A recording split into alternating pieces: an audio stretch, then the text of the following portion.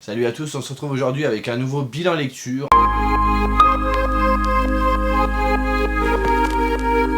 Alors, il y a une petite histoire derrière le bilan lecture que vous allez voir. Vous en avez eu un il y a quelques temps. Normalement, il aurait dû arriver après celui que je suis en train de tourner.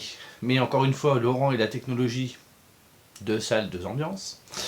Le son était pourri, je sais pas ce qu'il y a eu, ça a assuré, enfin je comprends pas trop ce qu'il y a eu. Donc du coup, pour pas que vous soyez sans vidéo, je vous ai envoyé l'autre, et là je vais vous renvoyer, je vais vous mettre celle du jour du coup. Et on est en plus, on a une difficulté,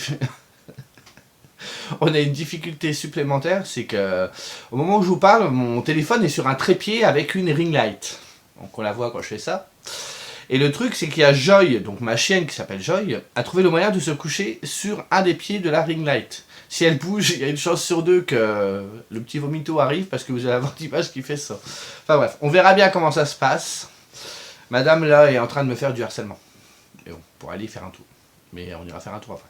C'est pas grave, je vais vous reparler de mes lectures en espérant d'être assez concis et d'arriver à vous redire ce que je vous ai dit la dernière fois. Donc, on commence tout de suite. J'ai lu le tome 2 de Cœur d'acier qui s'appelle Brasier de Brandon Sanderson aux éditions Livre de Poche. Alors, si vous vous souvenez, je vous avais parlé du premier tome en vous disant que j'avais beaucoup aimé. En gros, il y a eu une sorte d'éclipse, je ne sais plus quoi exactement. Et certains êtres humains sont devenus des espèces de super-héros, des X-Men j'ai envie de dire, mais mauvais. Et du coup, quand j'avais fini le premier tome, on finissait pas sur un cliffhanger de dingue, ça se finissait plutôt bien, et j'étais assez curieux de savoir ce qui se passerait dans cette suite. Et ma foi, cette suite était aussi bien que le premier, j'ai vraiment beaucoup aimé. Brandon Sanderson dans cette suite va approfondir son univers, va approfondir sa mythologie autour de ses super-héros. Il va plus ou moins éclaircir certains mystères sans franchement donner toute la clé du truc, donc il faudra lire le troisième. Mais le troisième, je pense qu'il sera un peu plus... va nous hyper un peu plus, parce que c'est quand même la conclusion, donc là on sent qu'il y a vraiment des résolutions qui doivent être amenées. J'ai bien aimé même les personnages, je trouve qu'ils étaient un petit peu plus approfondis, c'était un peu moins... Au niveau du relationnel entre les personnages, il y avait un peu plus d'enjeux.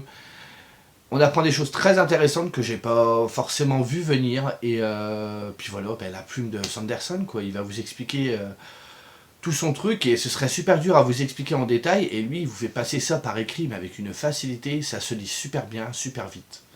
Et du coup, il me restera plus qu'à lire celui-là. Alors je sais pas si je vais le lire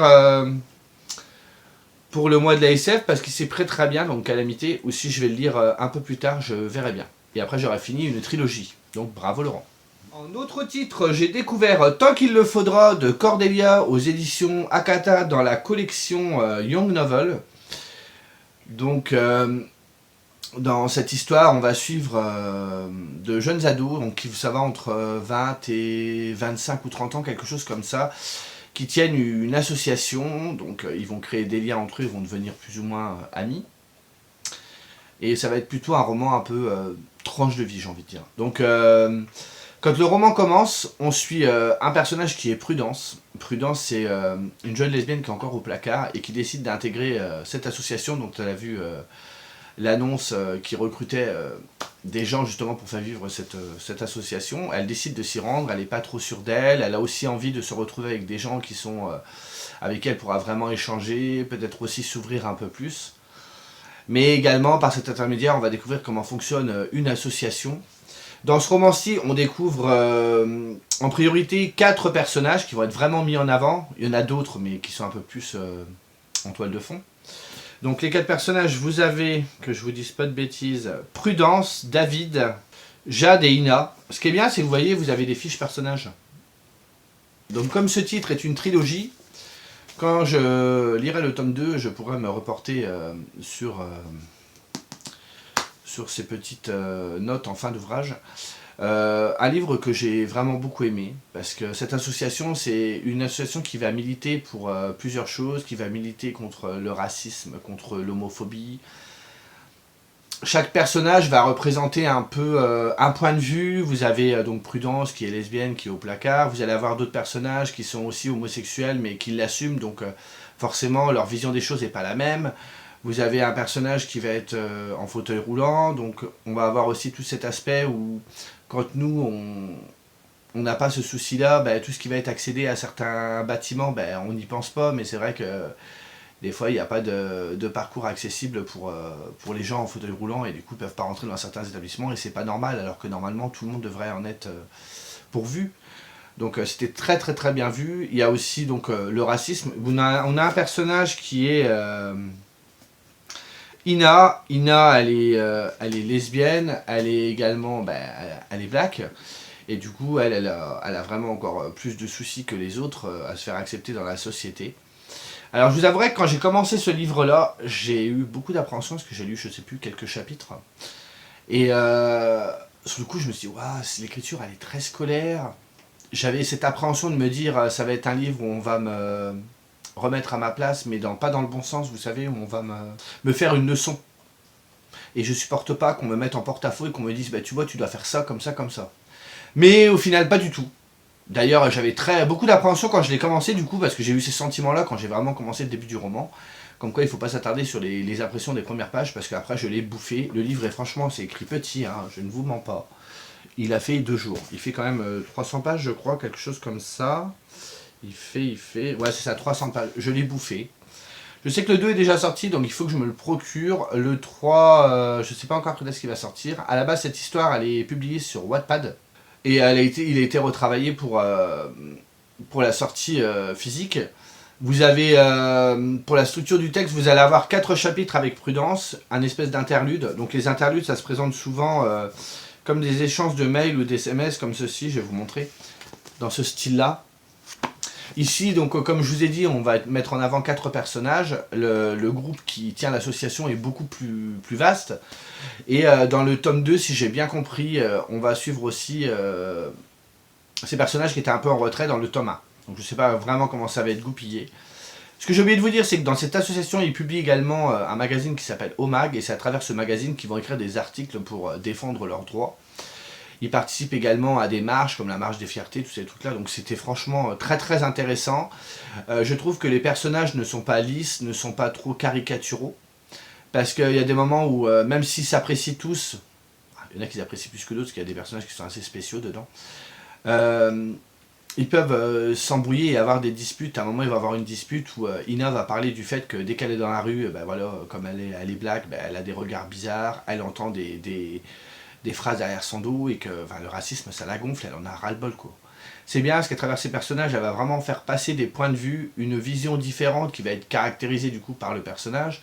Chacun vit pas la même chose de la même façon. Il y a même les classes sociales qui ne sont pas les mêmes chez ces personnages-là aussi. Franchement, c'était très bien. Je trouve qu'il y a un côté très éducatif aussi. On apprend plein de choses. Et je trouve que c'est ni trop ni trop peu, dans le sens où il va se passer des choses, parce qu'on n'est pas non plus dans le pays des bisounours. Il va y avoir des actes homophobes, il va y avoir des trucs. Mais sans non plus être dans trop le trash, elle ne veut pas non plus faire du spectacle, l'autrice. Et c'est ça que j'ai bien aimé. Donc c'était vraiment... Ah, franchement, moi j'ai adoré ce livre. En plus, je trouve qu'à la fin, il y a une mine d'informations qui est vraiment aussi très sympathique. Vous avez, donc je vous disais, les fiches personnages, en plus ils ont été dessinés, donc on a vraiment une bonne représentation des persos. Vous avez le chapitrage qui va nous rappeler un peu ce qui s'est passé dans ce premier tome aussi.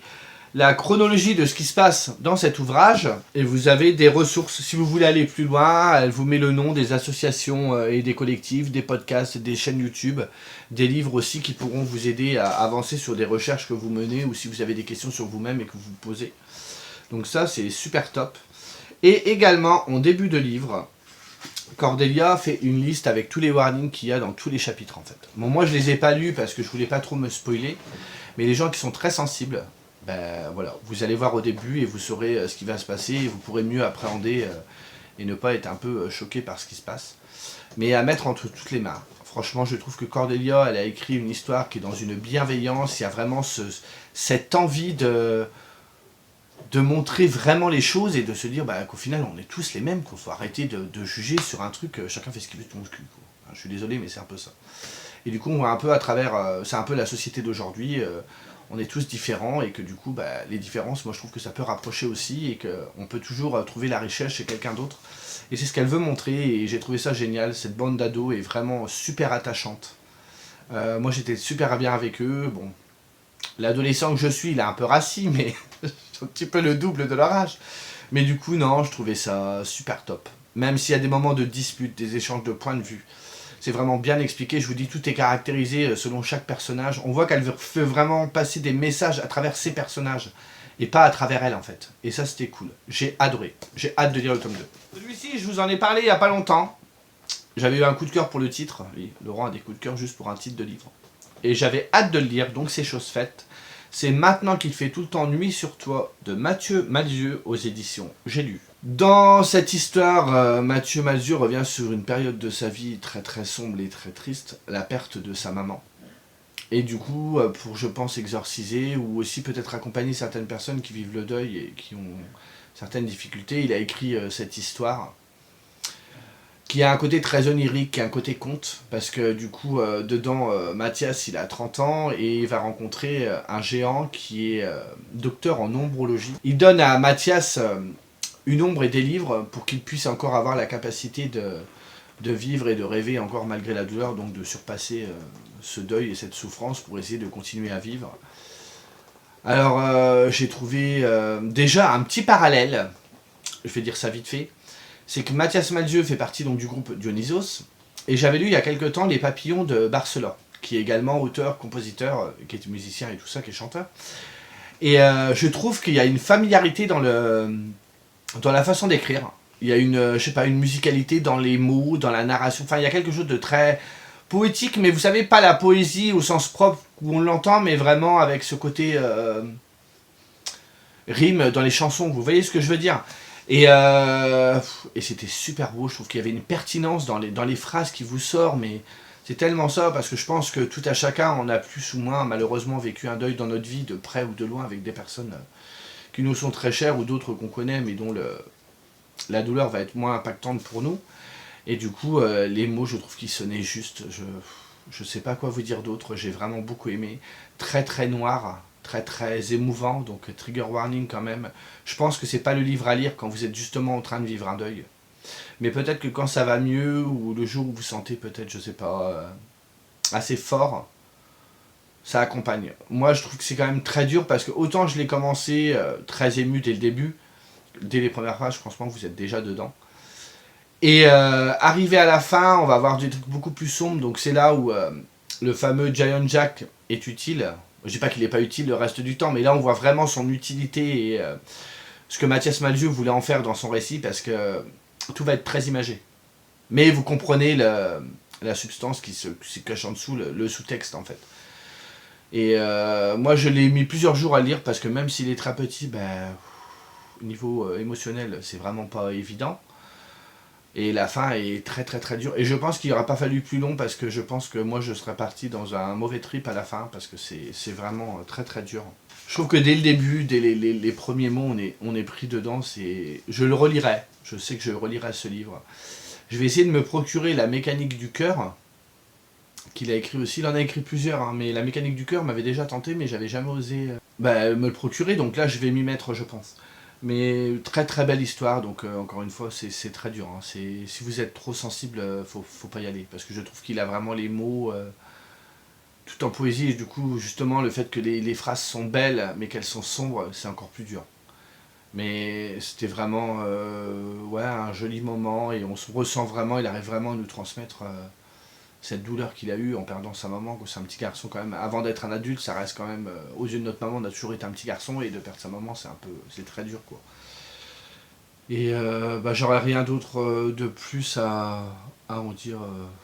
C'était, je peux pas dire que c'est un coup de cœur, parce que c'est trop dur pour moi ce genre de sujet, mais j'avais vraiment envie de le lire, et je m'attendais à aimer, mais pas autant, parce que je pensais pas qu'il aurait été si juste dans ses mots.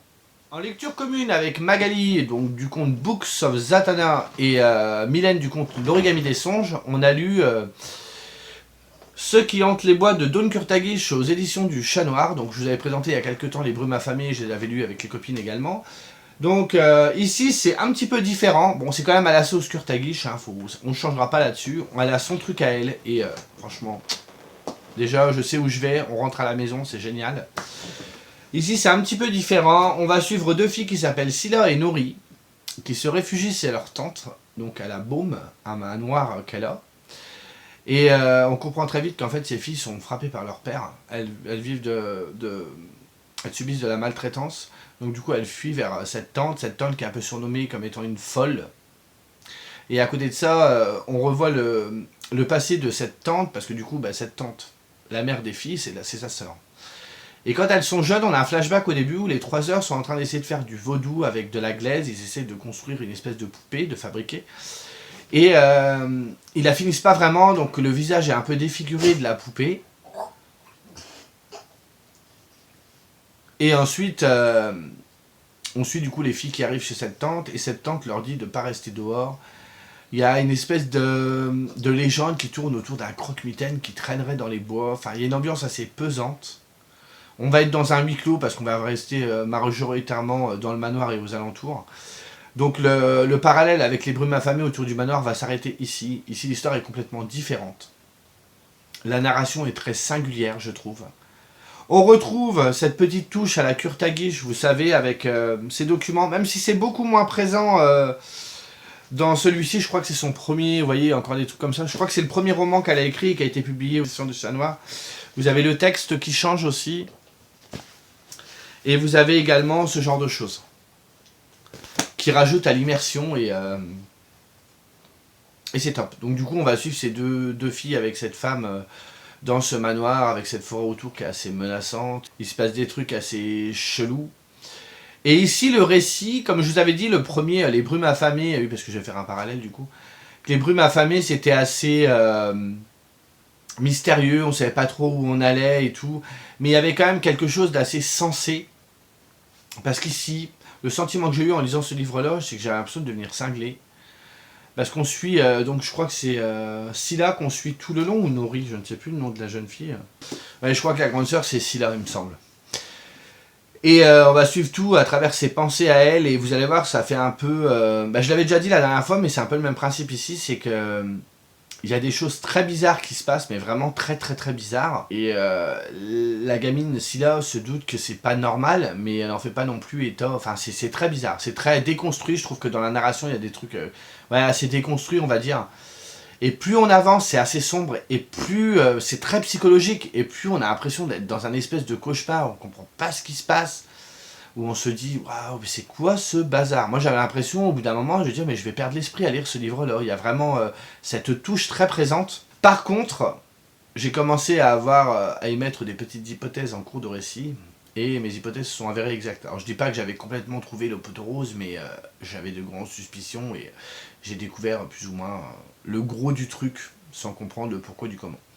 Mais encore une fois, conquis par la plume de Dawn Kurtagish, elle a vraiment son univers, sa façon d'amener les choses. Donc prochainement, je lirai avec Mylène The Dead House. Magali ne joindra pas à nous, elle l'a déjà lu. Mais un petit pincement au cœur de me dire que j'en ai plus qu'un à lire et qu'après j'ai fini. Mais si vous voulez quelque chose de très creepy, on est vraiment dans l'angoissant. Je ne sais plus s'il y a des scènes de sang. Il y a des scènes assez trash, hein, donc... si vous êtes très sensible à ça, faites quand même attention. Hein. On n'est pas dans de la violence en tant que telle. Mais c'est très angoissant, très creepy. Je trouve très creepy, très un peu effrayant. Mais si vous aimez ce genre de littérature, allez-y. Après, les autres, si vous n'avez pas tendance à y aller beaucoup et que vous êtes sensible à ce sujet-là, faites attention. Et pour terminer, vous me croirez si vous voulez, Laurent, il a encore eu un coup de cœur. Écoutez, j'arrête pas en ce moment, je ne sais pas ce qui se passe. Il y a eu un retard, là, on arrive à... fin mars, bon, ces lectures datent de mars, et je me dis, mais j'en ai pas eu jusque-là, et au mois de mars et février, boum, 3. Donc, le cadeau de Margot, les sœurs Carmine, donc ici le premier tome, Le complot des corbeaux, chez le livre de poche jeunesse de Ariel Holz. Un livre qui à la base je ne voulais pas lire parce qu'on l'a vu extrêmement passer sur les réseaux sociaux, et moi les livres qu'on voit beaucoup passer, au bout d'un moment, en fait on les voit trop et j'ai même plus envie d'y aller quoi. Et Margot est fan inconditionnelle de la plume de Ariel, et du coup elle m'a offert ce premier tome, elle m'a dit Laurent lis-le, vas-y. Et elle m'a dit toi tu vas kiffer tel perso, Margot me connaît un petit peu, et elle a vu juste. Donc ici on va suivre Mériver, qui est une monte en l'air, c'est-à-dire que c'est une cambrioleuse qui grimpe sur les toits pour aller voler dans les maisons. C'est pas la meilleure dans sa catégorie, hein, parce qu'elle a un petit peu du mal. À côté de ça, elle a une grande sœur et une petite sœur. Et ils vivent toutes les trois comme orphelines dans une maison. Et au final, elles n'ont plus vraiment d'argent. Et il y en a qui commencent à réclamer, qui remboursent leurs dettes et tout, c'est un petit peu compliqué pour elle. Et du coup, elle fait ce qu'elle peut jusqu'au soir où elle essaye d'aller cambrioler quelque chose. Elle rentre dans un manoir, elle vole quelque chose. Elle aura peut-être pas dû voler ce qu'elle a volé parce que du coup, il y a tout un complot qui va être mis à jour et elle se retrouve un petit peu dans la mouise. J'ai adoré, j'ai trouvé ça génial. Je trouve qu'il y avait une cohésion sur tout, que ce soit les personnages, l'univers, les dialogues. La plume d'Ariel Holtz, moi je connaissais pas, c'est le premier titre que je lis de lui et que du bonheur. Donc on est dans un univers un petit peu à la Tim Burton, un peu à l'étrange Noël de Monsieur Jack, vous voyez, ça va être vraiment ça, donc c'est assez sombre. Mais pas sombre, un adolescent peut le lire, c'est pas là pour faire peur. C'est vraiment l'atmosphère qui va être comme ça. Donc vous allez avoir un petit peu un style moyenâgeux au niveau de la ville qui s'appelle Grisaille. Donc il y a toujours plus ou moins un brouillard qui plane sur la ville. La ville est un petit peu moyenâgeuse. Dans les rues, il y a toujours des brigands. Vous voyez le style un peu entre l'étrange Noël de Monsieur Jack, un peu médiéval, enfin dans ce truc-là. Je trouve que les trois personnages, donc on découvre Mary, qui est un peu au centre de ce premier tome, parce qu'il faut savoir que, moi je pense que vous le savez, c'est une trilogie, le deuxième tome concerne Tristabel et le troisième concernera Dolorine. Tristabel c'est la grande sœur de Mary et Dolorine c'est la petite. Et je trouve que les trois personnages, parce qu'on va aussi nous présenter les deux autres sœurs, Mary est celle qui se font mieux dans le décor. Je trouve qu'elle est totalement à même d'être là où elle est. Je dis pas que je l'ai pas aimée, je trouve qu'elle est courageuse, je trouve que c'est une fille, voilà, elle en veut, elle y arrive, elle se laisse pas démonter. C'est un peu elle qui tient le foyer avec ses deux sœurs, qui doit s'occuper de tout le monde, qui a les responsabilités. J'ai pas beaucoup aimé le personnage, mais je trouve que c'est entre guillemets un petit peu la plus normale, parce que vous en avez deux autres, donc vous avez Tristabel qui est sa grande sœur, Tristabel. Pour la première fois de ma vie, j'ai un crush sur un personnage de roman. Comment vous dire ? Tristabel, je pense qu'il y en a beaucoup qui n'ont pas apprécié. Margot ne l'a pas apprécié dans le premier tome, elle me l'a dit. Elle me dit, toi Laurent, tu vas l'aimer. Mais tellement. Tellement, Tristabel, c'est une queen. Pour vous donner une idée, Tristabel, c'est un peu la fille qui se soucie beaucoup de son physique et de ses habits, qui est une diva, et qui est très égocentrée et au-dessus de tout le monde, très condescendante. Donc, elle a toujours des répliques qui font mouche, qui sont très cinglantes. Pour vous donner un exemple, dans le récit, sans vraiment spoiler, à un moment, Tristabel doit se rendre à une cérémonie, elle dit à sa sœur, donc Mary, de venir. Et Mary, elle fait, ah ouais, tu m'invites et tout, mais je vais m'habiller comment, j'ai pas de robe et tout. Mais Tristabel, elle fait, non, mais tu vas jouer la serveuse. C'est moi qui est sur la... c'est moi qui est dans la soirée. Enfin, c'est quelque chose du genre, je me souviens plus exactement. Mais voilà. Et moi, je trouve que Tristabel, elle dénote beaucoup en plus dans l'univers, parce que c'est un univers sombre, comme je vous dis, il y a des brigands, il y a du danger au moindre truc. Et elle, Mary, à des moments, elle est dans la mouise, elle cherche des solutions, et Tristabel, elle arrive, elle en parle, et Tristabel lui dit, bah écoute, moi je vais aller me maquiller, hein. Elle en a rien à foutre. Enfin, mais... Et je trouve que c'est ça, c'est qu'il y a trois identités, parce que vous avez aussi Dolorine, dont je vais vous parler après, trois identités très distinctes, et le tout fonctionne hyper bien, mais elles sont très paradoxales par rapport à l'univers. Et du coup, vous avez la dernière qui est Dolorine. C'est un sucre, cette gamine, un petit chou à la crème, elle est géniale aussi. Je sais plus, elle a une dizaine d'années, je crois. Elle a une peluche qu'elle traîne partout, c'est Monsieur Nix. Monsieur Nix a des pensées très, très mauvaises, mais très très mauvaises, hein. Très noires, et vous dites... du coup, Dolorine dit qu'elle parle avec Monsieur Nix. On ne sait pas si Monsieur Nix parle vraiment. Mais du coup, les pensées de Monsieur Nix, waouh, ça va très loin. C'est du genre, bah oui, s'il m'énerve, je lui trancherai la gorge. Vous voyez, c'est ce genre de truc. Alors que Dolorine, elle est très naïve. Enfin, c'est ça aussi, c'est qu'elle est naïve, alors que le monde qui l'entoure est plutôt assez destructeur, assez malfaisant. Mais elle a une intelligence. D'ailleurs, comment il fait intervenir Dolorine, je trouve que c'est génial. Il a fait intervenir à travers un journal. Vous avez son fameux journal à Dolorine. Et du coup, le talent qu'a Ariel, c'est qu'en fait, il va soit faire parler Mary, de temps en temps Tristabel, et Dolorine va intervenir sous forme de journal. C'est qu'il arrive à vraiment donner corps aux trois personnages qui sont complètement différents, et il arrive vraiment à leur donner une identité très forte. Vous avez Dolorine qui va parler comme une enfant, avec cette naïveté, des réflexions qu'elle se fait qui sont un peu bêtes. Bon, très drôle, hein, c'est très drôle. Tristabel qui est très diva, et Mary à côté. En plus, c'est bourré d'action. J'ai pas trouvé absolument de longueur dans ce tome 1. J'ai trouvé ça topissime. Et en plus, il y a, dans sa plume, à Ariel, il y a un humour qui est assez piquant, mais qui, moi, marche du feu de Dieu sur moi. J'étais franchement à des moments mais explosé de rire. J'ai vraiment hâte de lire le tome 2 parce que c'est McQueen, c'est Tristabel et je l'adore. Bon, je peux comprendre qu'on n'aime pas parce que c'est une peste, hein, elle est vraiment pas gentille, mais moi j'adore les méchants. Donc, Et j'ai vraiment hâte, donc du coup, je sais que je vais lire cette suite et que je me pencherai un petit peu plus sur cet auteur que j'avais pas vraiment... C'est pas que j'aimais ou que j'aimais pas, je m'étais pas vraiment posé de questions en fait, je m'étais pas penché dessus tout simplement. Et petite lecture, je vais lire un petit peu creepy, mais qui est pas là vraiment pour faire peur, c'est plus dans le décor en fait, dans l'univers. Mais génialissime, j'ai adoré. C'était vraiment super. Donc je sais pas si le tome 3 est sorti, je sais que le 2 est sorti mois de septembre ou octobre l'année dernière je crois. Le tome 3 je sais pas quand est-ce qu'il va sortir. Mais que du bonheur. Les sœurs Carmine c'est le feu, c'est... Je ne peux pas vous en dire plus, j'ai passé un super moment. Donc voilà pour mes dernières lectures. Donc du coup je pense que j'aurais fait un petit peu plus court que la dernière fois parce que du coup le fait que c'est un petit peu planté, je vais essayer de reprendre à peu près ce que je vous avais dit. Je ne sais pas si j'ai vraiment réussi à tout vous redire, mais bon, entre temps, moi j'ai un peu... ma cervelle est une passoire, hein, j'oublie la moitié des choses. En plus, les lectures datent vraiment du début du mois, et là au moment où je vous tourne la vidéo, on est le 31 mars. Donc, vous imaginez bien. Donc sur ce, moi je vous laisse, et je vous dis à bientôt. Salut.